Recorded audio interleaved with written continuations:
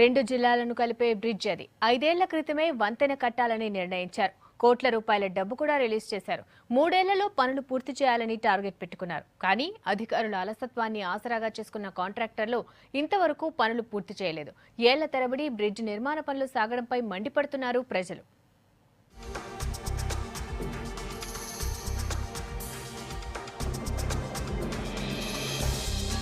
గోదావరిపై నిర్మిస్తున్న రాయపట్నం బ్రిడ్జ్ నిర్మాణ పనులు నత్తనడకన సాగుతున్నాయి. అధికారుల పర్యవేక్షణ లేకపోవడంతో కాంట్రాక్టర్లు ఇష్టారీతిగా వ్యవహరిస్తున్నారు. దీంతో 3 ఏళ్లలో పూర్తి చేయాల్సిన బ్రిడ్జ్ 6 ఏళ్లు కావచ్చినా ఇంకా పనులు నడుస్తూనే ఉన్నాయి.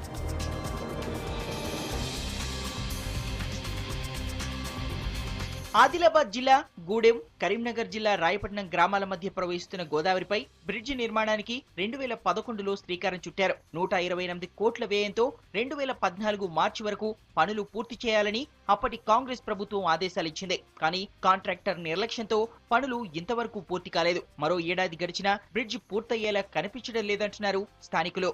బ్రిడ్జ్ స్టార్ట్ అయ్యి 3-4 ఇయర్స్ అవుతుందండి, ఇంతవరకు కంప్లీట్ కాలేదు.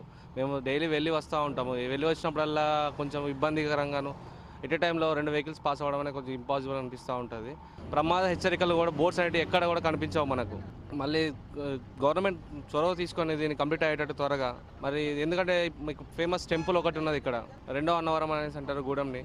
దీన్ని దృష్టిలో పెట్టుకొని ప్రయాణికులకు ఇబ్బంది కలగకుండా త్వరగా కంప్లీట్ చేసేట్టు. ఈ బ్రిడ్జి దగ్గర అరుదైన సత్యనారాయణ స్వామి ఆలయం ఉంది. గూడెం సత్యనారాయణ స్వామి ఆలయానికి నిత్యం ఎంతో మంది భక్తులు హైదరాబాద్ తో పాటు ఇతర జిల్లాల నుంచి వస్తుంటారు. బ్రిడ్జ్ పై పండుగ సందర్భాల్లో రద్దీ ఎక్కువై ఎన్నోసార్లు ట్రాఫిక్ జామ్లు కూడా ఏర్పడ్డాయి. కొత్త వంతెన పూర్తయితే ట్రాఫిక్ కష్టాలు తీరుతాయని భక్తులు భావిస్తున్నారు. గోదావరి నదిపై నిర్మించిన ఎల్లంపల్లి ప్రాజెక్ట్ బ్యాక్ వాటర్ ఇప్పుడున్న పాత వంతెన వరకు వచ్చి చేరుతుంది. బ్యాక్ వాటర్ చేరితే పాత వంతెన మునిగిపోయే ప్రమాదం ఉందంటున్నారు జనం.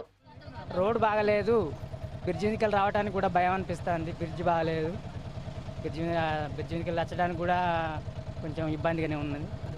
కొత్త బ్రిడ్జి తొందరగా అయితే బాగుండని. కొత్త బ్రిడ్జి నిర్మాణ పనులు త్వరగా పూర్తి చేయాలని అధికారులకు, నాయకులకు ఎన్నిసార్లు చెప్పినా పట్టించుకోవడం లేదని స్థానికులు అంటున్నారు. 2009లో ప్రారంభించడం జరిగింది.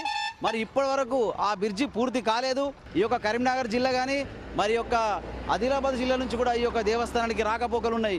కాబట్టి ఈ యొక్క బ్రిడ్జి చాలా ప్రమాదంగా మారింది. కాబట్టి మరి వెంటనే ఈ యొక్క బ్రిడ్జిని నిర్మాణించాలని చెప్పేసి మరి ఇక్కడ ఉన్నటువంటి వచ్చేపోయే భక్తులు అయితే చాలా ఇబ్బంది పడుతున్నారు. చాలా భయాందోళన కారణంగా ఉన్నది ఈ యొక్క బ్రిడ్జి. దాదాపు ఒక 3-4 ఫీట్ల వరకే ఈ యొక్క బ్రిడ్జి నుంచి వాటర్ ఉన్నాయి. తెలంగాణ నుంచి మహారాష్ట్రకు పోయేటువంటి బండ్లు కూడా ఈ యొక్క బ్రిడ్జిపై పోతున్నాయి. చాలా ప్రమాదకంగా మారింది. ఇప్పటికైనా అధికారులు ఈ యొక్క ప్రభుత్వం చర్య తీసుకొని ఈ యొక్క బ్రిడ్జిని తొందరగా చేయాలని చెప్పేసి మేము ఇక్కడి నుంచి కోరుకుంటాం. జిల్లా నుంచి మహారాష్ట్రకు వెళ్లే నేషనల్ హైవే 65 కూడా ఈ బ్రిడ్జ్ పై నుంచే వెళ్తుంది. దీంతో వాహనాల రద్దీ రోజు రోజుకు పెరిగి ఇబ్బందులు పడుతున్నామంటున్నారు 2 జిల్లాల ప్రజలు.